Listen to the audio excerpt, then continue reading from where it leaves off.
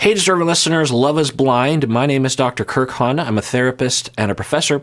Don't use YouTube as a replacement for therapy. If you need a therapist, get one. You deserve it. Let's watch. That's your best friend in the world. Why don't you go and ask her what happened? Because why are you you're asking my me? fiance. It's annoying. Were you guys talking about how fucking fabulous I am, or were you fucking talking about your past relationships? Are we mature enough at this age? Are you mature enough, Nick? Because I taught you fucking everything that you fucking know. I turned into a boy into a fucking man. I literally have done everything.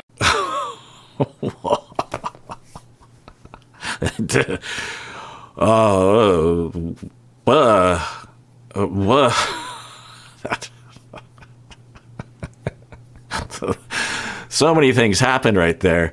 One, I was like, wow, that escalated. And, it's not unexpected. But some of the things Nick was saying, I was like, there's some mistakes there. You could help the situation by saying X, Y, or Z. I don't know if it would have helped because he did start to actually talk about what they talked about, and then she just blew right past that. But anyway, let's analyze the shit out of that statement, because that's saying the quiet part loud, right? I'm stunned. Usually people don't do that. They don't usually, or it's confusing, I have the world wrapped around my finger. Everyone loves an underdog. In that situation, I'm thinking, well, clearly you're revealing something, but what are you revealing? This one is like right out of, I don't know, the DSM. Let's rewind that. I'm not diagnosing. Never. I'm not even resisting diagnosing from afar, because I just when I diagnose, it takes me a long time. So I'm not resisting, and I'm not. So, but let's rewind. I totally get it. I know you didn't want to see me. That's totally fine. I'm happy with Hannah, and that's that.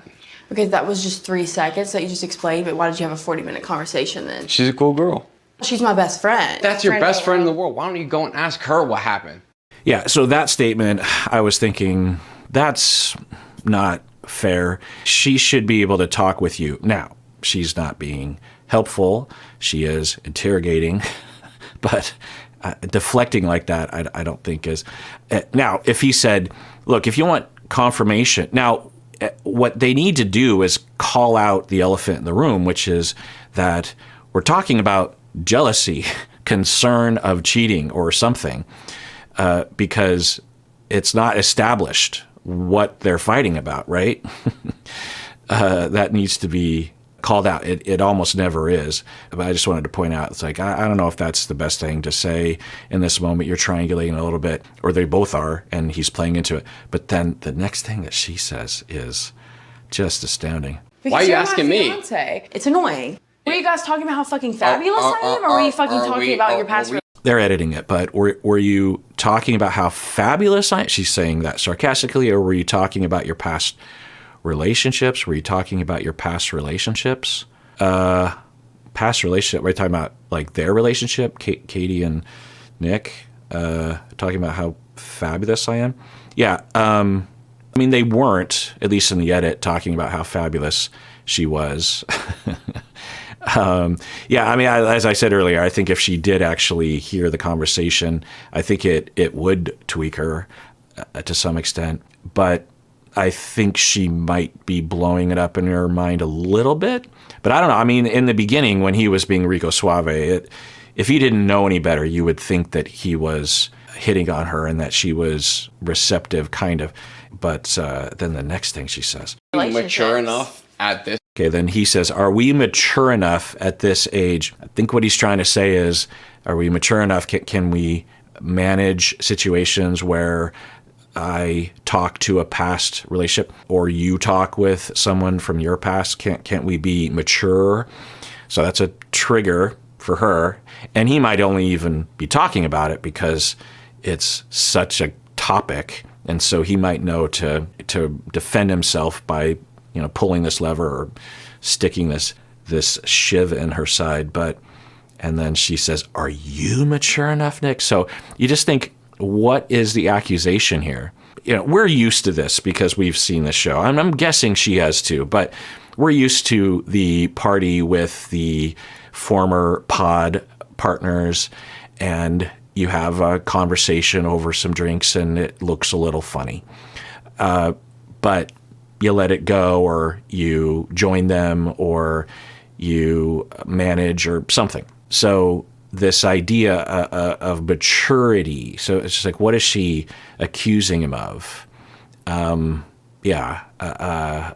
Yeah. It's just, I think she, just like baiting a politician with crowd size, you just know, you press that button and like you're gonna get something. And so he pressed the button, and now she was already in the zone anyway, and so now she really has to establish, oh no, we're not talking about me being immature compared to you. Are you mature enough? Are you mature enough, Nick? Because I taught you fucking everything. Right, that statement. I mean, every season there's something, right? I'm just trying to think of every season, what 2-second clip. Like Love is Blind season 1, it's got to be when Jessica is hammered at the party and she's like hitting on Barnett, and Barnett's being real like uncomfortable. At least that's the one that comes to mind. Season 2, Natalie and Shane. Oh, you got to have when Shane and Shayna are in the pods and they're like hitting on each other or something. Season 3, it's got to be like at the pool with Cole and Colleen. And then season 4, when Irina and Micah are laughing at Amber as she's crying after being broken up by Paul. And then season 5, you have those moments where Lydia is just like looking at Aaliyah and saying, I know you, we're the same, or something. Or when Izzy is drunk and like, you really reamed her. There's a few moments in that. And then season 6, you've got like, I don't know, maybe when Chelsea is yelling at Jimmy, that's unpleasant to think about. Well, of course, when Matthew is talking about how the world is wrapped around his finger, and that's clear. So in this season, it so far anyway, maybe the duck scene, maybe this one, I've taught you everything you know. What are you talking about? I've taught you everything you know in 4 weeks. You've taught him everything he knows. I mean, just the concept of I've taught you so many things. Just tone it down to like some rational statement. I've taught you so many things. Huh? What have you taught him? How to vacuum? What things? I've taught you everything you know. I think this is her way of saying, I am so mature. So this is a theme in her concept of maturity is teaching. I'm mature and I'm teaching. When she was at the party and she's talking to Ashley and she is saying, oh, I just taught him so, I need to teach him so many things. And it is a bit of a gender trope that women need to teach their men things, because it plays into this stereotype or oppressive pigeonholing of all the genders, really, that men are basically boys and need to be taught how to be a mature person that isn't like an impulsive child who wants to spend money on everything and drink beer every night and buy expensive motorcycles and be settled down, right? Like he needs to be controlled to be settled down. Because a real man wouldn't want to do those things on his own. A real man doesn't care about decoration in the living room, right? That's not a real man. That's woman stuff. But a woman has to like teach him how to, like be okay with, the whole stuff. Anyway, so it fits into that. But, I've taught you everything you know. Now, we're not there. Maybe she's taught him a lot of chores, laundry and vacuuming, and, maybe that's true. But I've taught you everything you know. I've taught you everything. So this fits very well into the hypothesis of needing to be superior and needing him to be inferior. Now, some people would frame this as narcissism, that she's a narcissist, although I wonder if, because she's a woman, if anyone is even floating that, honestly. Imagine if she were a dude, how many people would be calling her a narcissist. But I don't know, I just don't typically see people knee-jerk reacting, diagnosing from afar that women are narcissists, which, there are some gender differences, but when you actually look at the research, the possible actual gender distribution around narcissism and borderline might actually be a lot more equal when you remove bias from the observer, from the diagnostician's lens. But anyway, would I frame this in the narcissistic camp? I mean, yeah, but we don't have enough data, and she doesn't have the other classic presentation behaviors. So it's not at least a classic presentation.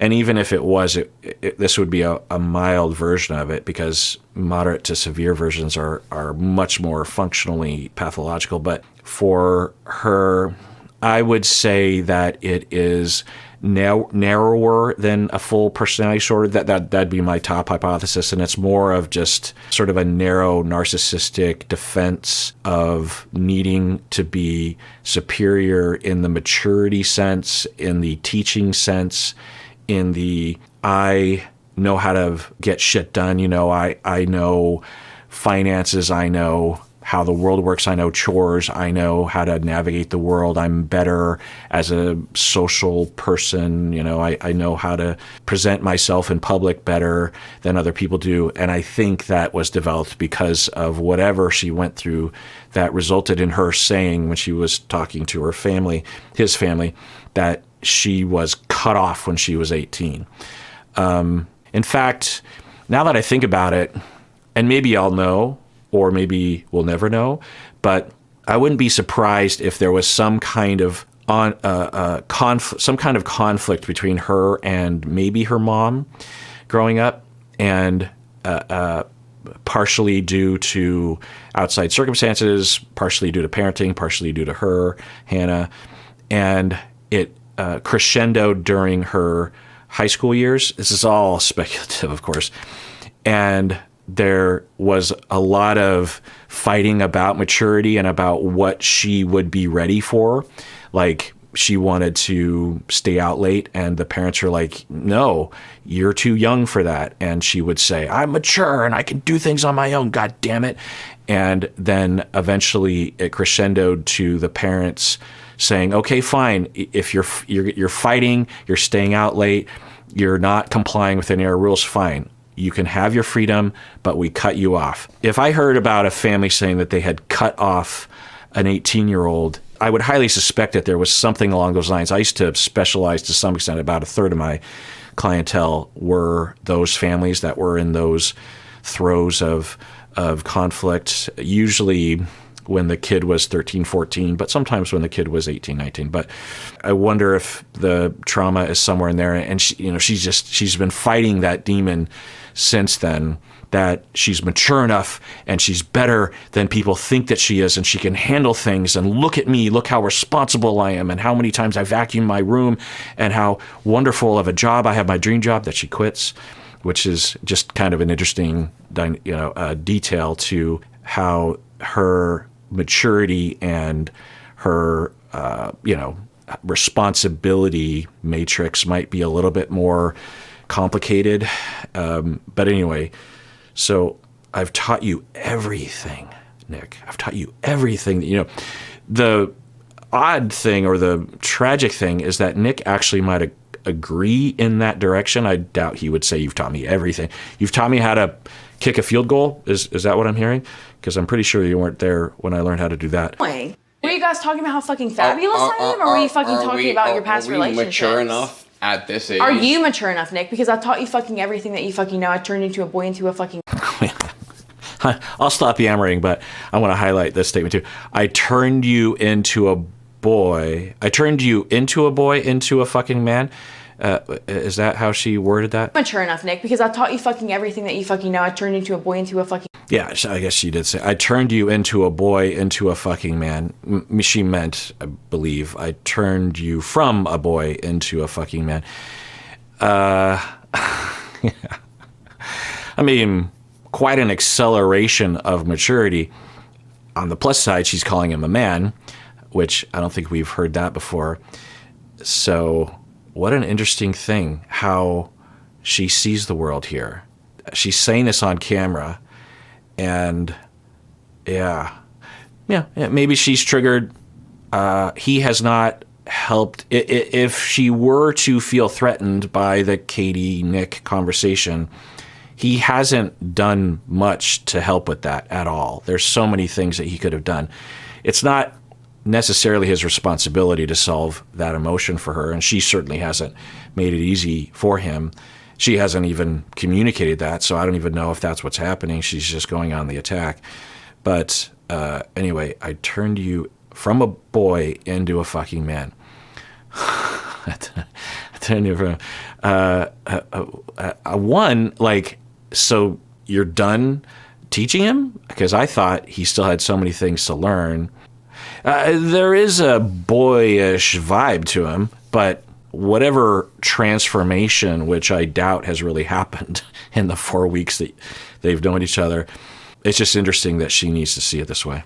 Man, I literally have done everything for you. Into a boy literally to a everything man. for me. I think you're literally the most fabulous person in the world. Literally, like tonight, I was literally talking to Ashley about how like me and the pods. So let me explain the situation before you interrupting. Okay, so he's laughing at the statement that she turned him into a man, which is good that he's laughing. But then she follows it up with, I love you, you're the most amazing person, which makes me think she knows that she screwed up by saying those things. So, yeah, let's rewind this. An interesting sequence. I taught you fucking everything that you fucking know. I turned into a boy into a fucking man. I literally have done everything. I have done everything for you, or I would have done it anyway. She says, I have done everything for you.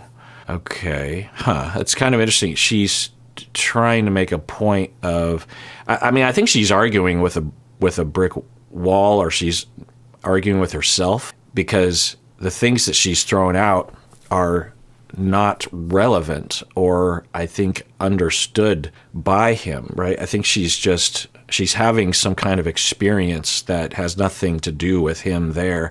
I have done everything for you. So I think she's wanting appreciation or something. Into a boy to a man. For me. I think you're literally the most fabulous. I think you're literally the most fabulous person. Yeah, my only interpretation of that statement is that she is trying to make up for having said something that she intuits was going too far, and she's trying to make up for it to retain him.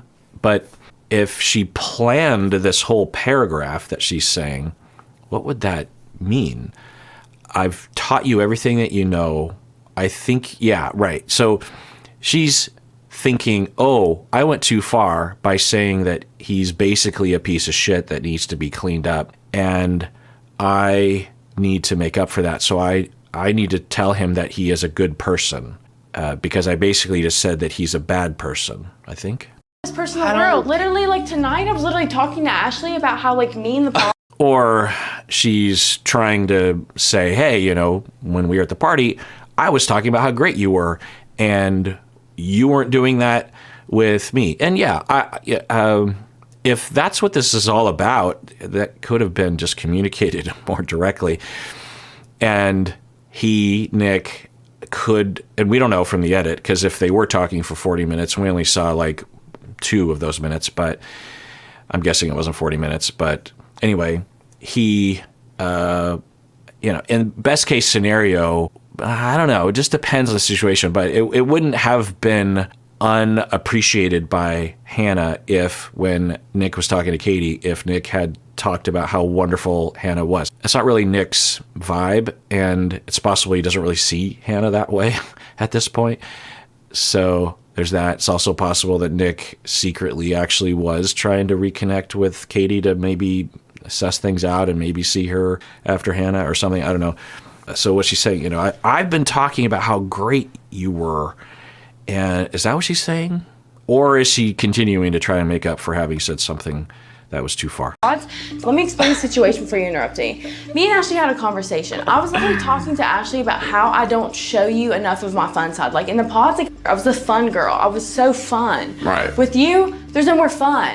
Yeah, she was talking along those lines. And then it very quickly shifted to how much she needs to teach him. So I think she has emerging awareness, Hannah, and I think she's seeing a little bit of the problem, but not the whole problem. Like, I'm a fucking fun-ass person, and I haven't got to show you that because I've just been taking this so seriously and I've been so stressed out. Like, even my parents said that, right? And so tonight, me and Ashley had a conversation. I was like, right, I need to show Nick my fun side. I love Nick. Tonight is the night where I show him how fun I can be, how great I can be, and we can have fun together, right? But then at the same point, Katie had came up to me 3 different times tonight, my best friend, and told me how attractive you were. Yeah, I believe we saw some of those moments, and that's why when Katie and Nick sat down to talk to each other, I was thinking, uh-oh, I think Katie's going to try to stir the pot. It didn't play out that way, seemingly. She had a much more understandable or respectable or non-drama inducing kind of conversation with Nick, and concluded it anyway in the edit with, I thought, a pretty helpful statement to Nick. I don't think he understood what she was saying, but I said in the video, I was like, I was surprised. I thought this was going to be a drama situation, but it went the opposite. And the reason why I thought it was going to be a drama situation is because she was going around to, I forgot that Hannah was the one receiving that, but at the very least she was just like, oh yeah, oh look how hot he is, or something. Anyway, so yeah, she's saying, my friend told me how attractive you were.